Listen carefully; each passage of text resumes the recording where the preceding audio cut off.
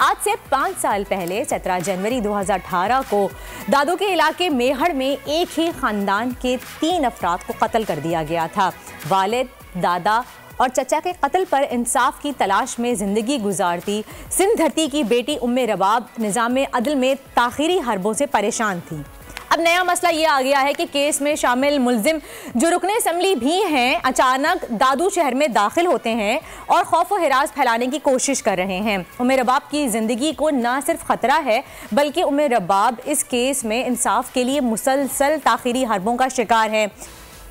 जी, आपने देखा किस तरह से उम्मे रबाब को घर में ही अपने ही घर में नज़रबंद कर दिया गया है, लेकिन इस पर कोई कार्रवाई नहीं की जा रही है। अभी तक कोई सुनवाई नहीं हो रही है। उम्मे रबाब हमारे साथ मौजूद है, उनको वेलकम कहेंगे। अस्सलाम वालेकुम उम्मे रबाब, बहुत बहुत शुक्रिया। ये बताइएगा उम्मे रबाब कि आपके मुखालिफिन ने फिर से मुख्तलिफ तरीक़ों से आपको धमकाने का सिलसिला शुरू कर दिया है और आपके केस में नामजद को अपनी MPA भी कहा गया है कि वो अपने शहर में वापस लौट कर आपको दोबारा से धमकियाँ दे रहे हैं और गवाहों को भी डरा धमका रहे हैं। क्या कहेंगी आप? देखिए, आज से 5 साल कबल मेरे वालिद, मेरे दादा और मेरे चचा का बेदर्दी से कत्ल हुआ। मैं एक सिंध की बेटी इंसाफ की खातिर एक जंग लड़ रही हूँ और मैं अपने मुल्क में अपने बड़ों के कत्ल के लिए मैं एक इंसाफ चाहती हूँ। मैं कोई और डिमांड नहीं कर रही। आज आप देखें, मेरे शहर में, मेरे होम टाउन में जो कातिल MPA बुरहान चांडियो, उसकी अदालत से 2 मरतबा ज़मानत भी रद्द हो चुकी है। उन पे फ़र्द जुर्म आए थे ट्रिपल मर्डर केस में।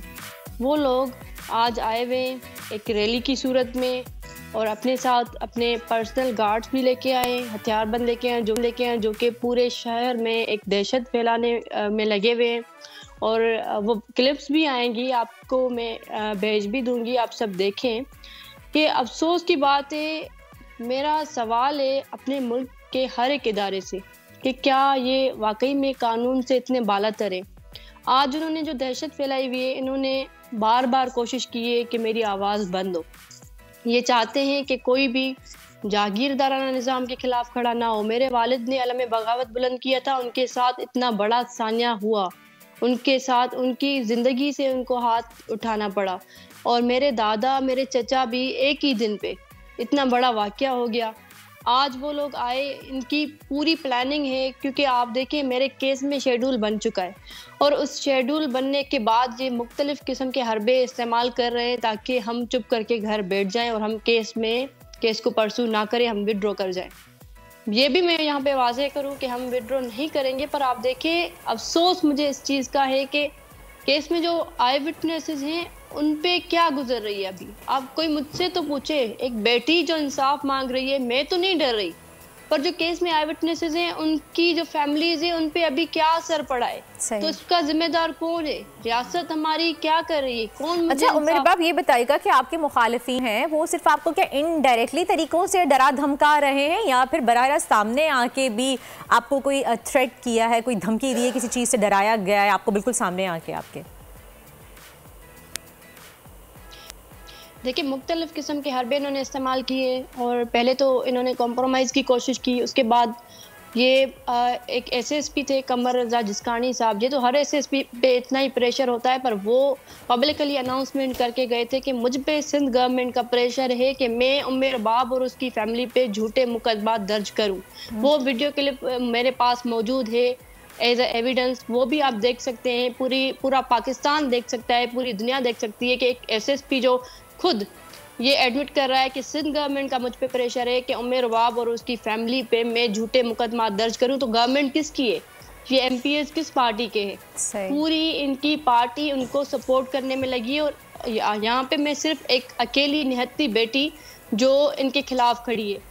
आज ये रैली इन्होंने निकाली और उसमें क्लियरली इनके स्लोगन्स यही होते हैं कि कान खोल के सुन लें, हम यहाँ पे आकर रहेंगे, हम ये कर देंगे, हम वो कर देंगे।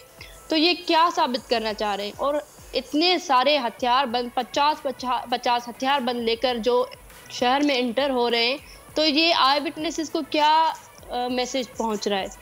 मैं चीफ जस्टिस ऑफ पाकिस्तान से भी गुजारिश करती हूँ कम से कम तब तक ये इस शहर में एंटर ना हो जब तक मेरे केस का फाइनल डिसीजन नहीं आता, क्योंकि इससे असरअंदाज इनकी हर एक्टिविटी पे जो है हर इंसान पे असरअंदाज हो रहे हैं। ये इनका इम्पेक्ट पड़ रहा है, इनका इन्फ्लुएंस इतना है क्योंकि गवर्नमेंट इनके साथ है। आप देखें, एक ये भी मैं सवाल करती हूँ, इन्होंने मेरे घर में 3 कत्ल किए हैं। आज शायद हमारी रियासत ने, हमारे इदारों ने, हमारी जुडिशरी ने नौजवानों को ये पैगाम पहुंचाया है कि आप 3 कत्ल करेंगे तो और कुछ नहीं, पर 3 पुलिस के डाले आपकी प्रोटेक्शन के लिए आपको दिए जाएंगे। आप देखिए, वो एमपीए जब यहाँ पे एंटर हुआ है शहर में तो 3 पुलिस के डाले उसके पीछे पीछे आ रहे उसको प्रोटेक्ट करने के लिए। अफसोस की बात यह है कि जिनके साथ सानिया हो जाते हैं, जिनके बड़े चले जाते हैं, जिनको मारा जाता है बेदर्दी से, आप उनको प्रोटेक्ट नहीं कर सकते। हाँ, आप उन एमपीए को, उन कातलों को जरूर प्रोटेक्ट करते हैं। और दूसरी बात यह है कि मैं अपने घर में बैठी हूँ, क्या ये मेरा कानूनी राइट नहीं है कि मैं आज निकल के अपने काम से जाती, मुझे रोका गया, मुझे घर से बाहर नहीं निकलने दिया गया, पुलिस का डाला आके खड़ा है यहाँ पे कि हम आपकी प्रोटेक्शन के लिए आए हैं यहाँ पे, और मुझे आप कह रही हैं कि पुलिस उनकी सरपरस्ती कर रही है, उनकी सिक्योरिटी के लिए उनको पुलिस की 3 गाड़ियां उनके साथ हैं, और आपको जो सिक्योरिटी दी गई है वो आप तो बता रही हैं कि आप उसके लिए घर से बाहर ही निकलने नहीं दिया जा रहा आपको, तो ये सिक्योरिटी के नाम पे आपको घर में ही बंद करके रख दिया गया है, आप काम के लिए ही बाहर नहीं जा सकती हैं अपने किसी।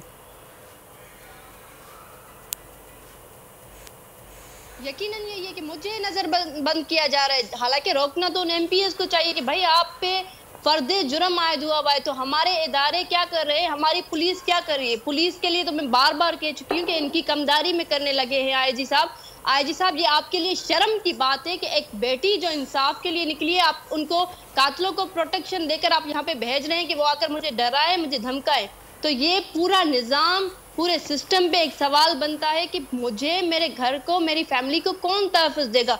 मुझे रोका गया अच्छा, है। अब अपने मुखालिफिन के इन हालिया हथकंडों के खिलाफ आपने अदालत में बाकायदा कोई अपील की है, कोई शिकायत जमा करवाई है? जी बिल्कुल, देखिए मैंने ऑफिशियल कंप्लेन तब भी की थी जब मेरी कार को हिट करने की कोशिश की गई। मैं बार बार कोर्ट्स में ये इस किस्म के एप्लीकेशंस देती आई हूँ कि मैं फला जगह पे खतरा महसूस कर रही हूँ और इनकी ये हरकतें, इनकी ये एक्टिविटीज़ हैं, पर उस चीज़ पे कोई फ़र्क नहीं पड़ रहा। शायद इसी चीज़ का इंतज़ार है हमारे मुल्क में कि मुझे भी बेदर्दी से मारा जाए, शायद तभी हमारे हर एक इदारे की आँख खुलेगी। और देखें कि मैं ये जो मेहर सिटी में आ रहे थे उसके लिए भी मैं एप्लीकेशन कल सबमिट कर चुकी हूँ। एसएसपी दादू को मैंने दी है कि इनको रोका जाए, क्योंकि जब तक केस चल रहा है तब तक खुदा न खास्ता कोई ना कोई एक ऐसा वाक़या होगा। ये आ रहे हैं मेरे शहर मेहर में, अब ये तो हर रोज़ आते रहेंगे, तो क्या हर रोज़ ये मुझे हर इदारा, हमारे मुल्क के जो इदारे हैं वो मुझे घर में नज़रबंद कर सही। अच्छा, यहाँ पे मुझे क्लियर कीजिएगा प्लीज़ कि आपके मुखालिफिन पहले शहर से भाग गए थे बकौल आपकी, तो फिर क्या अब तक किसी अदालती हुक्म की वजह से ये शहर में वापस नहीं आ रहे थे, और अचानक से इनकी वापसी कैसे हो गई है? बिल्कुल ऐसे ही है। पहले इनको डर था सुप्रीम कोर्ट का, क्योंकि ऑनरेबल सुप्रीम कोर्ट ने आईजी साहब को बुलाया था और यही डायरेक्शंस थे कि हमें प्रोटेक्ट किया जाए, और उनको डायरेक्शंस थे कि इस पूरे वाक़े पे आप नज़रसानी करें। अब आईजी साहब चेंज हुए हैं तो उसके बाद इनकी ज़ाहिर जहनियत भी चेंज हुई है, क्योंकि हर किस्म के आईजी साहब यहाँ पे भी आ रहे हैं ना। हमारी बदकिस्मती से यही हमारी किस्मत है कि हम पे जो ऐसे ऑफिसर्स हमारे ऊपर या ऐसे ये नुमाइंदे मुसल्लत हुए हुए हैं, ऐसे हुक्मरान मुसल्लत हुए हुए हैं जो आपस में सारे मिले हुए हैं। और हम अवाम, आज देखे मेहर की अवाम को शदीद गमो गुस्सा है इस बात पे कि हमारा जो मुल्क का जो निज़ाम है वो कब तक इन बदमाशों को प्रोटेक्ट करेगा। मैं सिर्फ एक ही चीज़ मांग रही हूँ कि मुझे इंसाफ दे, और अभी मेरी जान पे भी बात आ चुकी है। आप देखिए, ये पहले नहीं आ रहे थे मेहर शहर में, अब इनका आना ही बता रहा है, क्योंकि पहले ये डर रहे थे कि सुप्रीम कोर्ट इस मामले पे नज़रसानी कर रही है, पर इनका डर अब ख़त्म हो चुका है। अब ये मैसेज यही दे रहे हैं कि आप लोग निकलें सरेआम और आप कत्ल करें और आप नारे मारते फिरें, आप दहशतगर्दी फैलाते। सही, मेरी बातें सुन के तो ऐसा लग रहा है कि आईजी सिंध की तब्दीली के बाद इन लोगों को शय मिल गई है, और आपके मुताबिक नए आईजी साहब भी इनको सपोर्ट ही कर रहे हैं, ऐसा ही है? देखिए आप जिन पे फर्द जुर्म आयद हुआ है ट्रिपल मर्डर केस में, उनको पुलिस के डाले प्रोटेक्शन के लिए मिले हुए हैं। तो इससे वाज़े एक मैसेज जा रहा है। ज़ाहिर है हमें तो यही मैसेज मिल रहा है कि इनको पुलिस प्रोटेक्ट कर रही है, और पुलिस की हमेशा से कोशिश रही है हमारे साथ कोई भी वाक़या हो उसकी कोई FIR नहीं दी जाती। पहले भी इतने वाक़ये हो चुके हैं हमारे साथ। मेरे जो केस में विटनेसेस हैं उन पे वक्त ब वक्त उन पे हमले किए गए और उनकी FIR थी, पर पुलिस ने उनकी कोई प्रॉपर इन्वेस्टिगेशन नहीं की। मुझ पे बजाते, मैं अपनी बात करूं खुद पे, कि मुझे थ्रेट था, मेरी गाड़ी को हिट करने की कोशिश की गई, उसकी कोई FIR तक नहीं ली गई, उसकी कोई इन्वेस्टिगेशन आज तक मुकम्मल नहीं हुई।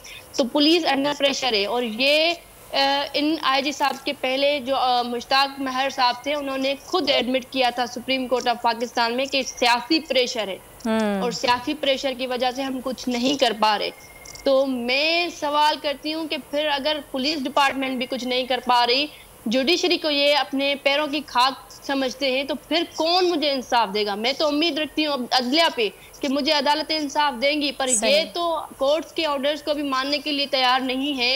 पुलिस हमें प्रोटेक्ट करने के लिए तैयार नहीं है। आप देखिए, प्रोटेक्शन का बोला जाता है तो ये मुझे घर में रोक देते हैं, तो फिर मैं बहुत बहुत शुक्रिया। उम्र रबाब हमारे साथ मौजूद थी। दुआ है कि आपको इंसाफ मिले। और इस बोल न्यूज़ प्लेटफॉर्म के ज़रिए मैं तमाम ओहदेदारान से, अफसरान से, चीफ जस्टिस ऑफ पाकिस्तान से अपील करना चाहूँगी कि बराए मेहरबानी खुदारा उम्र रबाब को इंसाफ दीजिए, उनकी मदद कीजिए और उनको हेल्प कीजिए, उनको सपोर्ट कीजिए। उनकी ज़िंदगी को ख़तरा है, वो बता रही हैं, बार बार ये बात कह रही हैं कि उनकी ज़िंदगी को ख़तरा है। बराए मेहरबानी इस पर कोई सख्त और फौरी तौर पे कोई एक्शन लिया जाए। खूने नाहक बहुत पी चुकी ये जमीन, अब कोई दिन में ये खून उगलने को है। खत्म हो जाएगी ये तमाशागरी, वक्त पलटेगा रोजे जजा की तरह। ये जो पेशावर में ताजा लहू है बहा, एक क़यामत करेगा फलक पर बपा। गम की सलमनाक घड़ी में बोल सानह पेशावर में शहीद होने वालों के लवाहिकीन के साथ सब्सक्राइब करें और बेल दबाएं ताकि कोई खबर रह न जाए।